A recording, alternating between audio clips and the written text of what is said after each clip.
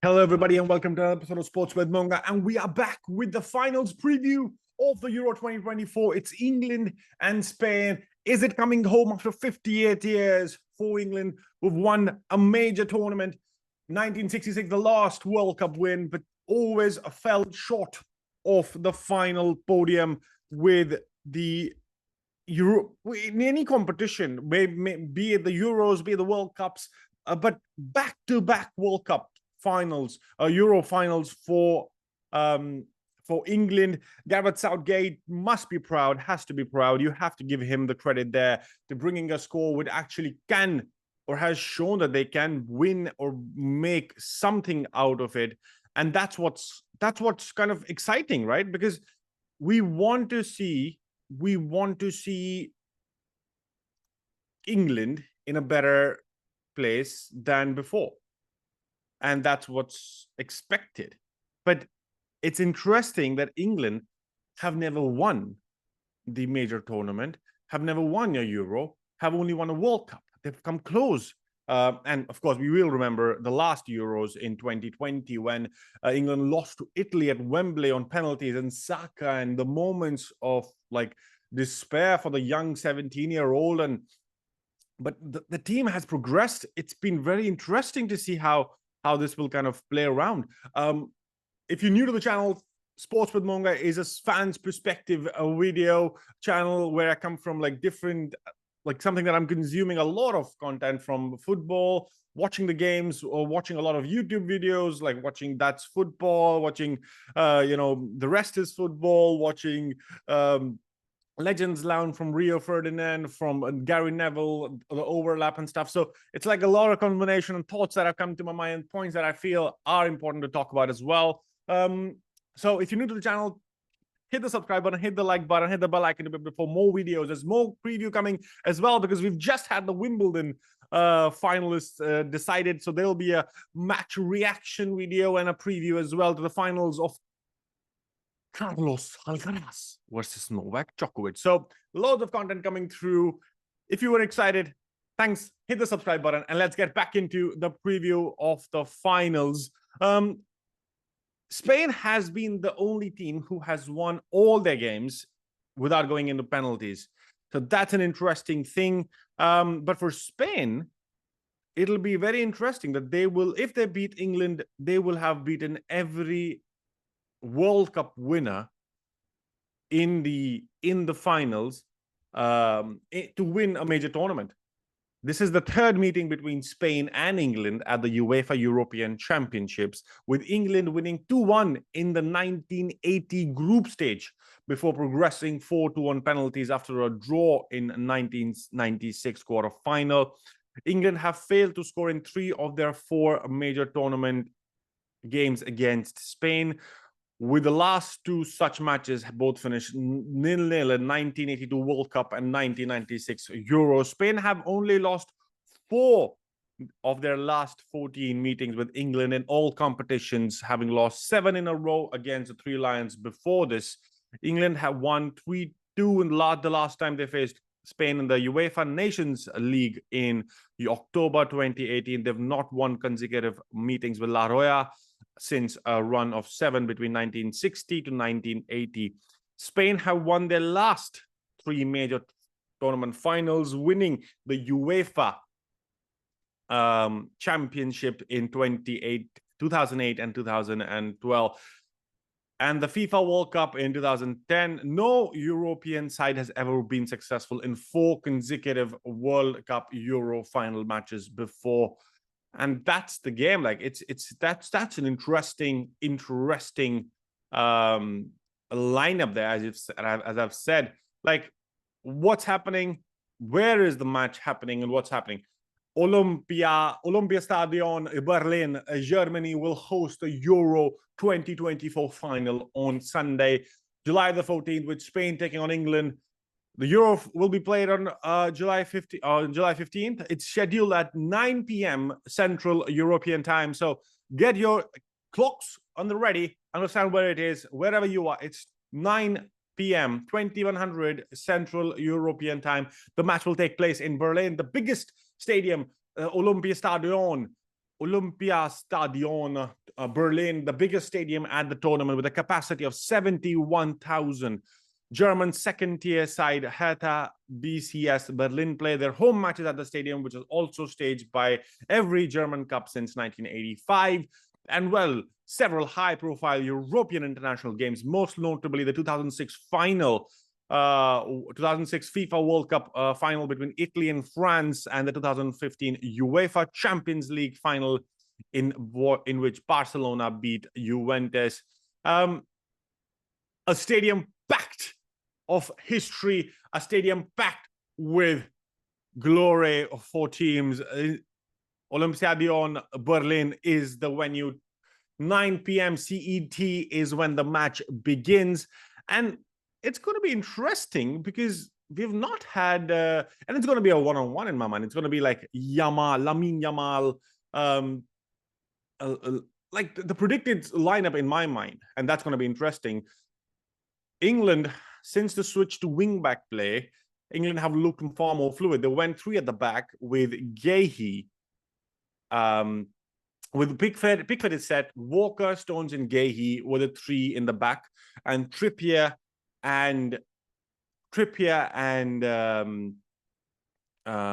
they had Trippier along with the man who started. Trippier started along in the game, but it was interesting. The semi-final lineup was Pickford in the back.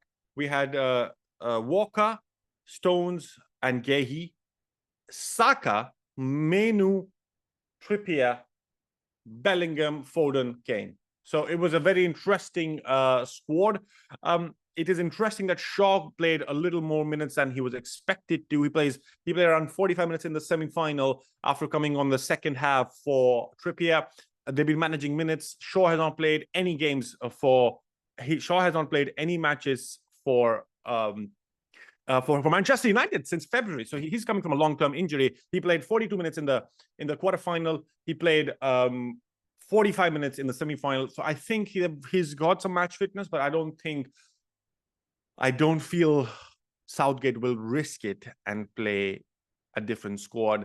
Since the switch to wing-backs in the quarterfinal, England have looked far more fluid and arguably their most creative player, Phil Foden, is having a much greater impact on games. That I would say that Gareth Southgate's only conundrum is not around the shape of the team, but rather the personnel on the left, because Luke Shaw provides natural width because he's a left-footed left back because it helps him to kind of, otherwise Trippier has to move to his right always, so his body position, and you can't kind of curl the ball. He also has to move the ball. So it's like that's the conundrum in my mind. Luke Shaw provides natural width, but there are concerns that he can play in the last 90 minutes, while Trippier is defensively excellent, yet inclined to come inside on his favorite, exactly, a right foot when in possessions in the semi-final. Southgate gave them half each, so I would not be surprised if he repeats that trick. Maybe Shaw assigned at the starting spot, but I don't think that will happen. Also, there were more questions regarding the conundrum for Gareth Southgate regarding who will start. Like, will Kane start, or will, after Ollie Watkins did what he did off the bench and, giving the pace, running behind the defenders?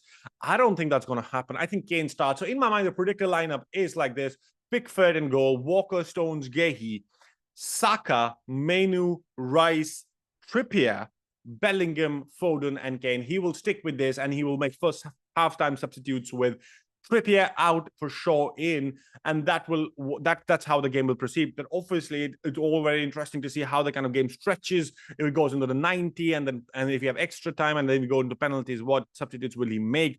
But the starting lineup, in my opinion, for England, which gives them the width, because you have to understand Bellingham and Foden have come to form. Bellingham, of course, it's very interesting how they kind of move around. Foden can do something crazy. He can snap. He can get the ball on the half turn and make a snappy shot, which can actually beat the keeper, which he actually did in the semi-final as well against France.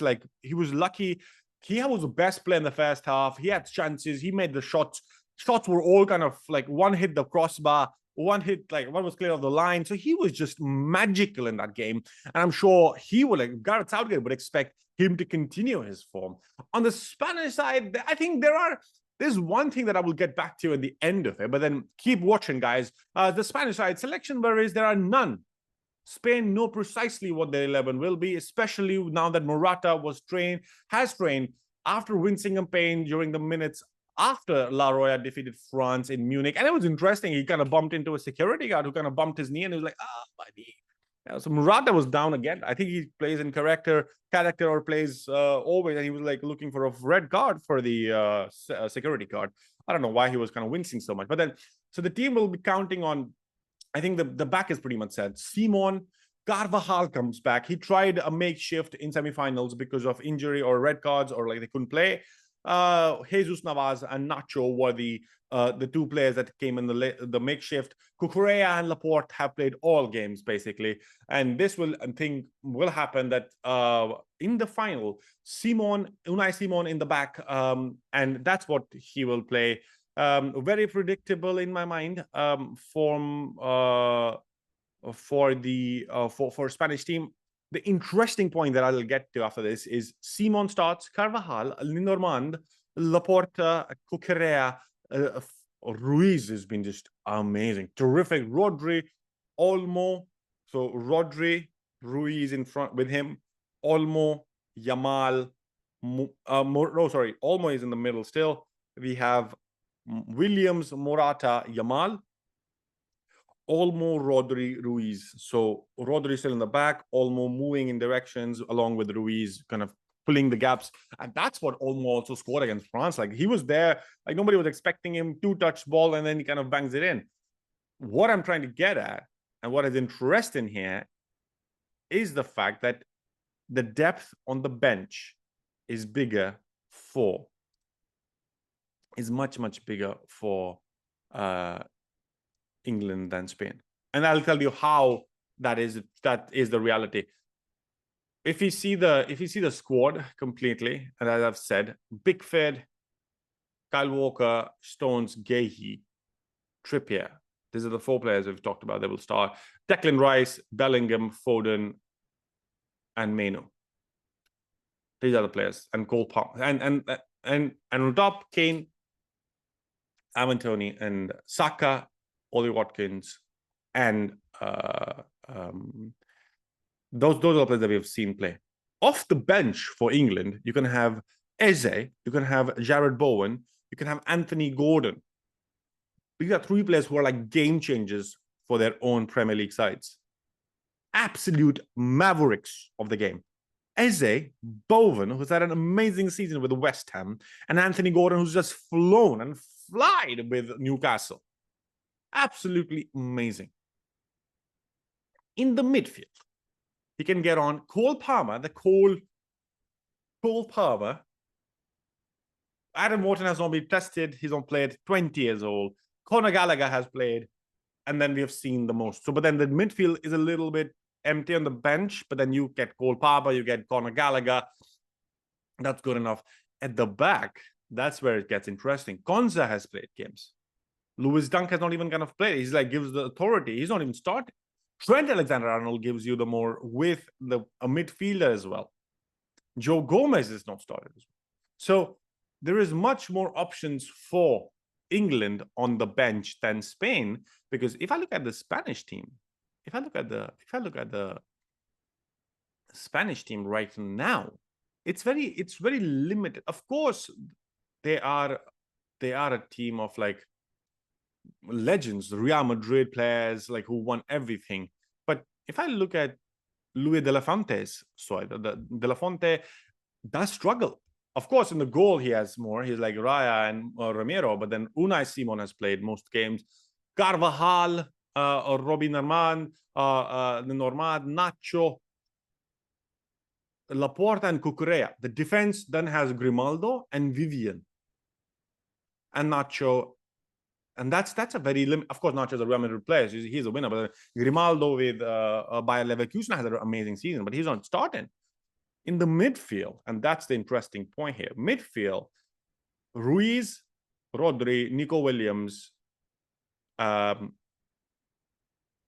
been amazing. Rodri, Fabian Ruiz, and Nico Williams. But then, of course, from the bench, Pedri got injured, so he couldn't play Pedri. I don't know, maybe Pedri is back, but Mikel Orzabal, he's been a good player. He was substituted most of the games. Marino has been substituted. So it's the bench it's everybody in that side has played. Like Mikel Merino has played, Fabian Ruiz has played, Alex Viana has played, Rodri has played, Nico Williams, Martin Zubimendi has played, and Pedri and Oyarzabal has played. They have no fresh legs, completely like unplayed fresh legs in that squad. On the top, Morata has played most of the game. We have Josulu come from the bench. Olmo has played most of the games. Ferran Torres has come off the bench most of the times. Yamal has played all games. Jesus Navas, who was a defender, can also play in the forward because he's like versatile. He can play. Fermin Lopez is there. Ayoze Perez as well there. De La Fonte, I don't think has a tested bench. And that's going to be interesting for me to see how this game plays out eventually. Of course, the finals are a different, it's a lot of nerves, a lot of experience, and that's what's going to be interesting to see what happens. That's my prediction of the final squads. Now let's get into the meaty part of it. Like, who do I feel actually wins and what battles do we have to see? I think it's pretty simple here.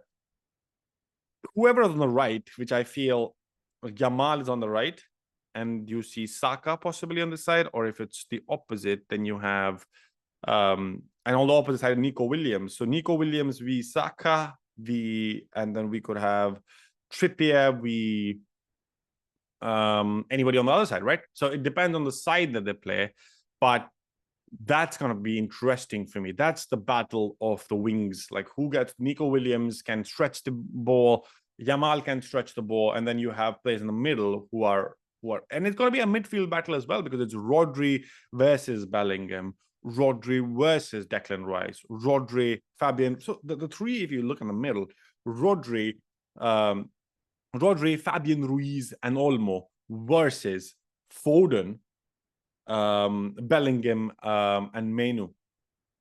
Foden, Bellingham, Menu, Bellingham, and Rice.